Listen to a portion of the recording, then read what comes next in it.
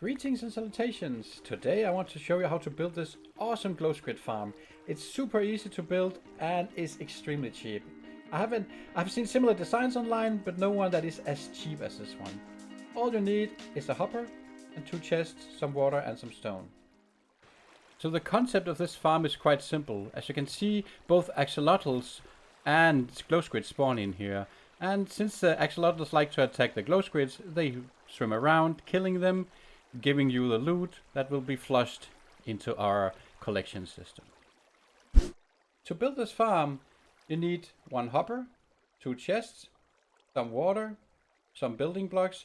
It could be anything really. I recommend, if you have it available, to use some tinted glass, at least so you're able to see what's going on inside the farm.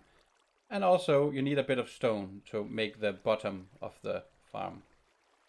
Additionally, you can use ice and kelp to make it a bit easier for you to fill up the farm with water.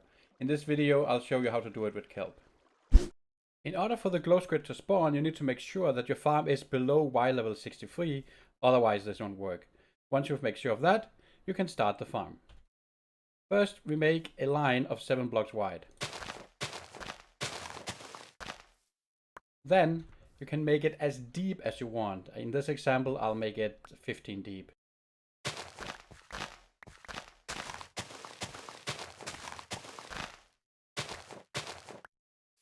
That should be roughly 15. And then you just make that into a rectangle.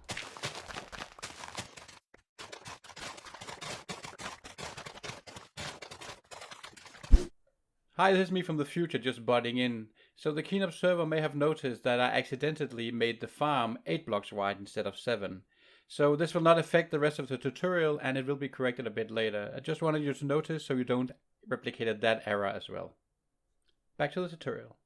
So when you are done digging out the basin, make sure that there's a total of 6 blocks up to where we started.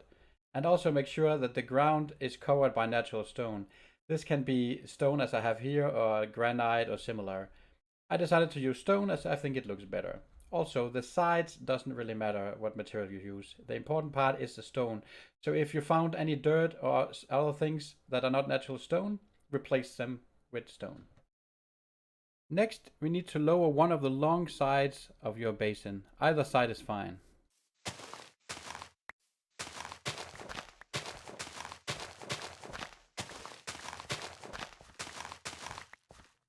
Once done, you need to dig an additional line further out.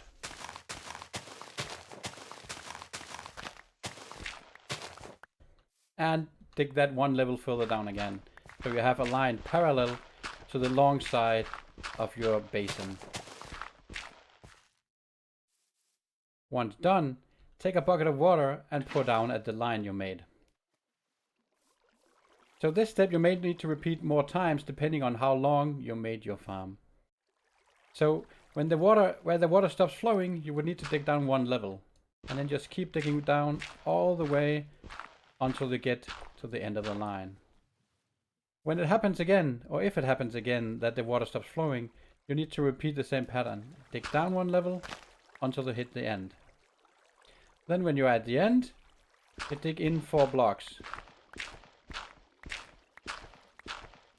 If your water stops flowing again as before, you need to dig down again and further in to make sure that the water keeps flowing all the way to the end here. Then when we're here, we dig down 2 blocks. At the bottom, we place your chest, and then you shift place your hopper down on top of the chest. And this is basically our collection system. Also make sure that you have some kind of room where you can access the chest to collect your loot. So optionally, you can just dig straight through, block off the water behind you in front of the hopper, and then just dig out a little room here. And remove the block below the block that's used for storage. And here you can access your chest from. Of course you can make it however you wish. This is just to show that you need access to the chest. So next we need to place down the water.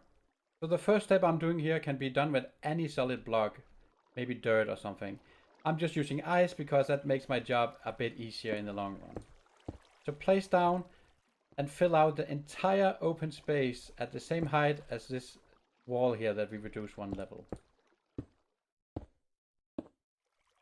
So the observant viewer may have noticed that it used to be 8 blocks wide. That was a mistake, and I also set 7, so I reduced it down to now that this is 7 wide. So once you've covered that with either ice or another block, start pouring down water at the size where you did not lower the wall.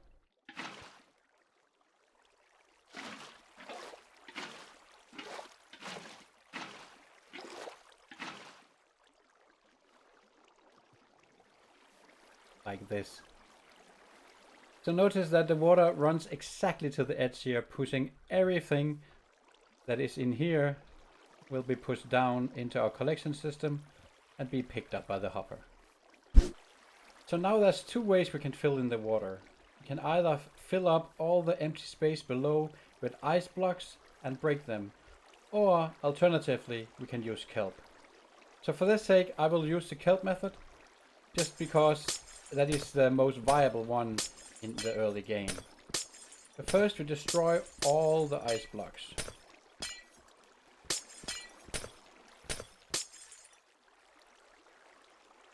So with that done, now you need to grab your kelp and swim all the way down to the bottom. And then just swim up again, growing the kelp all the way to the top. This turns it all these blocks will now be water source blocks. And since they all need to be water source blocks, you need to repeat that pattern on all of the blocks. And the reason for that is that if these are not source blocks, if there's something that is not a source block, it will drag everything downwards. And what we want to do is whenever a glow squid dies, it will float up, the loot will flow up and be pushed into our collection system here. As you can see right now, these kelps are staying here on the floor because these are still, there are still non-source blocks on top. So we need to make all these into source blocks. So once you're done, you should have something that looks like this. So now, wherever there will be loot in the water, it will eventually flow to the top and be flushed into our collection system. So next, all we have to do now is cover this up and make sure that in here it's total darkness. So you can basically just take a layer of dirt and put on top. Just be very careful that you don't accidentally place any blocks on this layer, as this will break the whole water flow and you will need to redo it. So I like to just put a frame around it up here to reduce the chance of me messing up.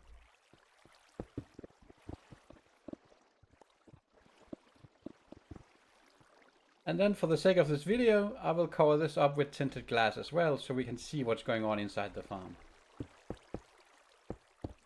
So now the farm is covered with tinted glass, leaving everything in there in total darkness. This basically means that the farm is now done. All that's left to do is test it.